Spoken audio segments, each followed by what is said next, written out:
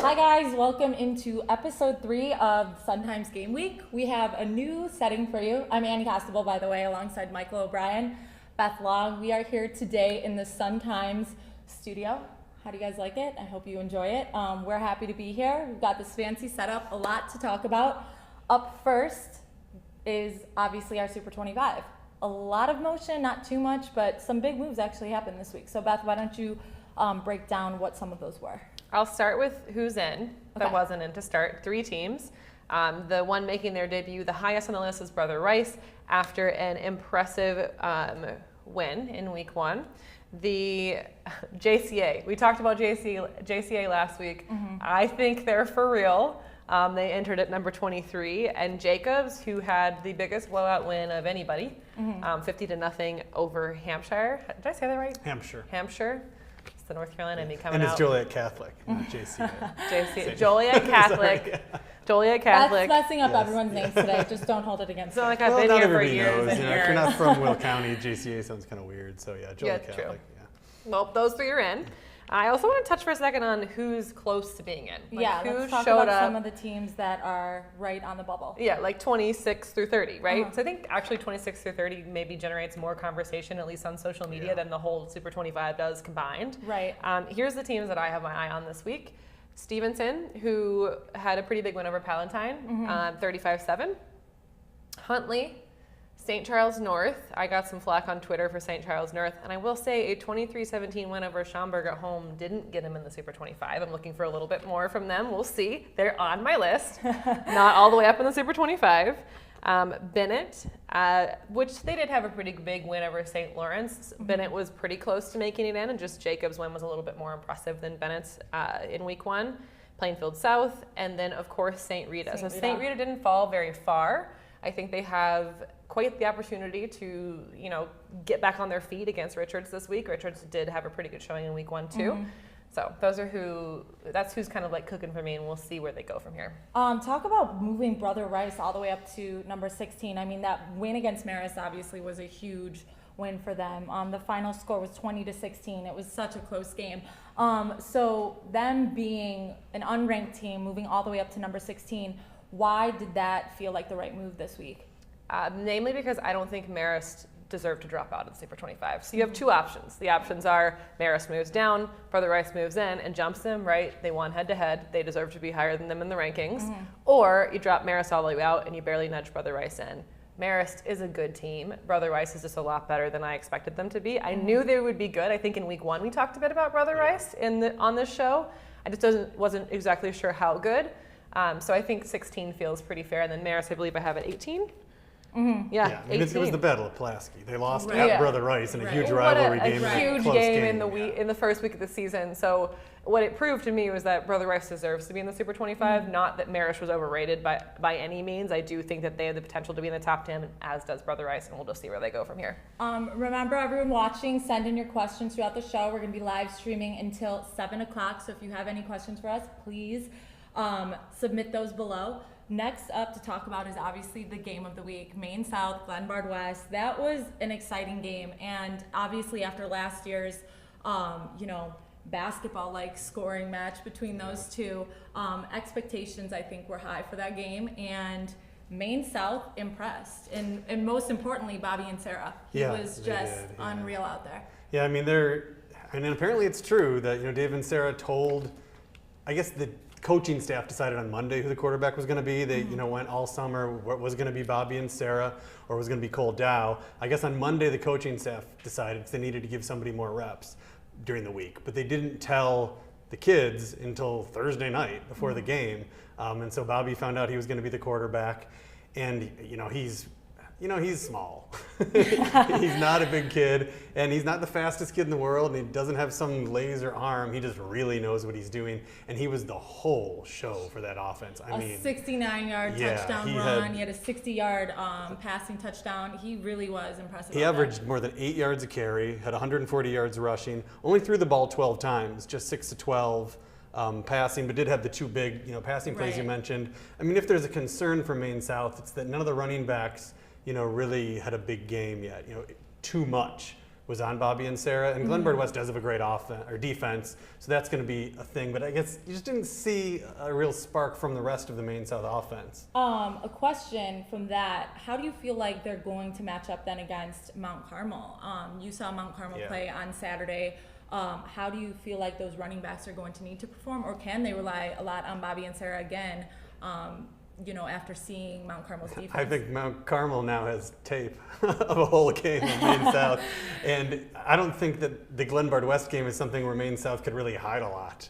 I'm guessing. They had to do everything they could to win that game. So the Mount Carmel defensive staff is going to have a much better shot at stopping Bobby and Sarah, I think, than Chad Hetlett and Glenbard West did. So they're going to have to find some new tricks, I think. I think another impressive thing about the offensive unit from Maine South was the offensive line. They have four new players on the offensive line, and they did an excellent job blocking for Bobby and Sarah. Yeah, that Pete Skoronsky, is one of the best linemen in the state, and the other guys were new, but they were really good, and that's where the game, as usual with a lot of football, it's the lines, and they were so good. Those holes Bobby and Sarah ran through, were holes. He wasn't beating a bunch of guys at the line of scrimmage, so that was really impressive, and as long as that holds up, they'll be fine. When you've got a force like Skoronsky, that's a big deal. Right. With Maine South in the last few years, and I think this year will be no exception, it's when another team can come in and actually key on and shut down a running back is when they've had issues. So with Fotis, the few games that Maine South lost over the last 2 years was because Fotis was shut down.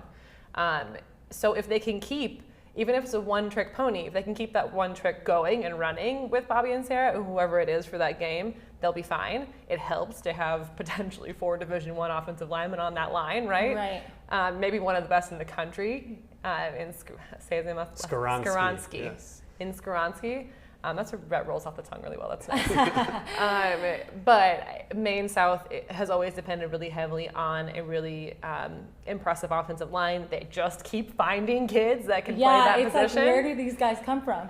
Apparently Park Ridge. Yes. Apparently Park Ridge feeder system. It's not a coincidence that No. these schools are good But every I year. think that really is the key, is can that offensive line continue to play at the next level and open up holes for whomever it may be that emerges for Maine South. If they can, looking at them, they passed the eye test, it's very possible. I think we'll continue to see Maine South ride the top of the What rankings. did you think about the receivers? Dan Lasik was am I saying his last name correctly? Yeah, I think so. Okay. Yeah, he had the 2 big catches. Right. Yeah. So, do they have other weapons? I mean, we didn't see them Friday night, but that's going to be a problem too, like you said, keying in on what they're doing out there. They can't rely on Dan. I think they'll be. Cole Dow, the kid who lost out on the quarterback spot to Bobby and Sarah, moved to receiver, and they're pretty excited about him there. They wanted to keep him on the field. So I'm not too worried about it. It's just, on the big games, the breakout stars, I'm not sure that those are really there right now, aside from Bobby and Sarah. Obviously, we also have to talk about Taekwon Cox. I mean, the final score was 35-14. Cox scored both of their touchdowns. He looked great out there. He can't do everything. And we talked about him at the beginning of the season. He's going to be a dynamic player, an explosive player, and we saw that on Friday night. They play Proviso East Proviso this week. This week, yeah. So we can expect to win out of that one, I think. Most likely. But yeah, Cox had 175 yards. He was kind of lived up to his billing. He wasn't able to have that huge breakout run, and that was Glenbard West's whole problem in the entire game. That's what Dave and Sarah said after the game, was all they wanted to do was make sure there were no big plays. And that is exactly what happened. There were no big plays. Right. I think the largest play they had was 12 yards in the Right. whole game. So that kind of tells the story. Maine South's defense too forced, I believe, was it 2 fumbles? 2 fumbles recovered during that game. So Maine South's defense looked good too. I think a huge test though will be how they match up against Mount Carmel. Yeah. I think that'll, what they look like in week 2. We'll say a lot. I think we about got some that. questions. Yeah, let's look here. think Okay, one's we've directed got at me. a couple questions. Which should we start with? Henry Hartsfield says, "What about Brother Rice over Maris?" Oh, we talked about that already. That was Henry. We started with Josh that. Bean, You missed it, Henry. Played you missed well, it. yeah. Next question, Shane Kelly. Do you think Joliet Catholic will beat I IC see Prep? prep this week. I don't know. I mean, I have Joliet Catholic ranked, so I guess the answer would be yes, because I don't have IC ranked. Yeah, that's interesting. but- Because IC Catholic is one of the best smaller programs, teams, right? Yeah. and Joliet Catholic has not been great the last couple of years, and it's in Elmhurst. I don't hate making predictions, but if I had to make a prediction, like if I was forced to, I might go with IC. There's Catholic. a reason why Yeah. it would be, for me, that's one of the games of the week. I think that game is going to tell us a lot about both of those teams and then a lot about the rest of their opponents for the rest of the year, because when you think about IC Catholic, what's the knock? It's always they play in 3A. They're small. Can they actually compete against other big schools? Well, we're seeing them. They get the chance to do that this week against a team that actually had a really good week 1, and we'll know. I think my title for that in my my brain was like, are they the real deal? We'll see. Yeah, I don't know. They've been so good, in those they have state been games wonderful. against the best competition. That Right. it looks pretty good. And then has it gone here? Somebody mentioned Aaron Vaughn, the Providence running back, who I did leave before the Providence game at NIU this week, so I did not watch him, but he's a freshman. And if the people who stayed and watched him were really impressed. Like, he might be a real big breakout star. So I'm excited to see him play for Providence. I've been waiting for Providence to get back on the map. There were, I think 3 years ago, everyone was like, this is Providence's year, this is Providence's year, and it just didn't come together for them. They had some good games, they looked pretty good throughout the season, and then it just kind of slowly fell apart when they got to the playoffs. Yeah. Providence needs a kid like this to kind of get that program back off the ground, and sometimes when they're that electric, they can do it really quickly. So who knows? Maybe they'll be in the conversation in the next couple of weeks for the Super 25. Do you want to, we told everybody we'd release the Super 25, so let's at least run down it all quick. Do you want to? Yes, I guess start this at the will top or answer. bottom? Henry, Yeah. sorry, we didn't actually tell you where Brother Rice was ranked, so we will tell you now.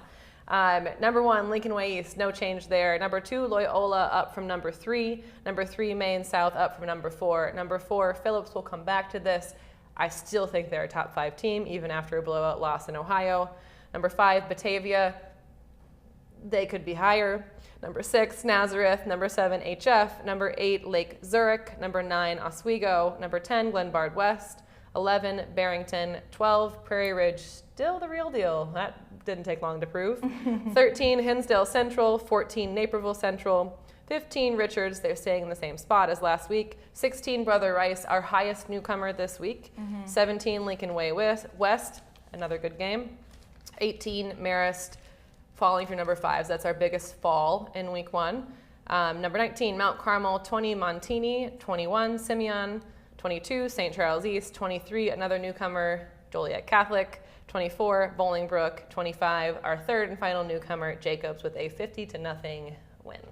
All right, well, you said Batavia could be higher. You mentioned that when going through it. We got a question about Batavia's defense. I mean, we talked about that a lot in our 2 preseason episodes. What about their defense, makes them one of the best teams in the state? They're linebackers. In short, they're linebackers that can apparently play on both sides of the ball and do it very well. With Michael Jancy Jr., I told you guys last week, you guys and gals, if you want to watch some really nice huddle film, go watch Michael Jancy Jr.'s film. Seriously, that kid has the ceiling that is higher than this very high roof in here. He's committed to Northwestern, no surprise there. I think the Wildcats got a really good one. And Batavia was another one of those teams, similar to Prairie Ridge. You're like, great, we're coming off a state championship. There are some things that are fairly unknown for them. I feel like after week 1, I know all I need to know. If they keep playing like they are, it would not shock me to see them back in that state title game. Phillips, it's the big topic of conversation. Do we feel like they're overrated? Was the level of competition just a little bit more than they could handle? I mean, they hung through the first half, so what are your thoughts on where they are and expectations for them coming into the season? Yeah, I mean, they took a 6-hour bus ride and then played a football game in Ohio against a team from Ohio that is 3 times larger than them. Right. The school On national TV. They had double the amount of kids. So what Michael is saying, they're not overrated. Yeah, I mean, I think that's really, and they didn't fly on some chartered planes. I mean, it's tough travel, and it was a quick turnaround. And with the first, the debut of Leonard Smith, that's tough, the quarterback. I thought he played pretty well. He showed that he, is accurate. He made really good decisions, I thought, the whole first half. He didn't run a ton. I thought maybe he'd run a little bit more, and we're used to seeing that from Phillips' quarterback. But, man, he spread the ball around to all the different receivers. Jaleel Billingsley played well. And then that last 50 seconds came. And Two turnovers. Yeah, they were Phillips' mistakes, but I feel like it would have been a different game in the second half. And there would have been some attrition because it was hot and they were tired, and Pickerington Central has so many more kids. So I guess I don't think they're overrated. Henry Hartsfield wants us to know that Phillips will not lose another game. All right, Henry, we're marking that down. I agree with you. I wouldn't be shocked to see that. Simeon might think differently. The Public League Super Bowl is week 3. Simeon against Phillips. Simeon is big. They've got a lot of kids. They went to Naperville North and won. They have a huge test. Nobody's talking about Simeon too, and I think they like that. They go to Dayton, Ohio to play another traditional Ohio power on Saturday. So they're also going to be super battle tested for that big game in week 3. How do we feel about these teams like Phillips going out of state to play a tough team like Pickerington? Like, that's We huge. know how he feels. Right. Yeah, well, But I mean, that's a little, they're going to come back and be battle tested. That's a little different than somebody going across the Wisconsin state line to play some crappy team from Wisconsin because they can't fill a hole in their schedule. Right. Going to play on ESPN, a Right. nationally ranked team, that makes sense. And we want to see if Illinois high school football is as bad as everyone says it is. It's not. I guess, because we don't have anybody ranked in the, in the nation high. There's that big 5 of states, which are all similar in, population to us, but apparently we don't play football as well as them. Yeah, I came from Mississippi, and they laughed when I said I was coming back to Yeah. Chicago to cover high school football. I say we've got a lot of great talent around here. Yeah, I mean, that's not been look at- proven out a ton. Just look at College Run.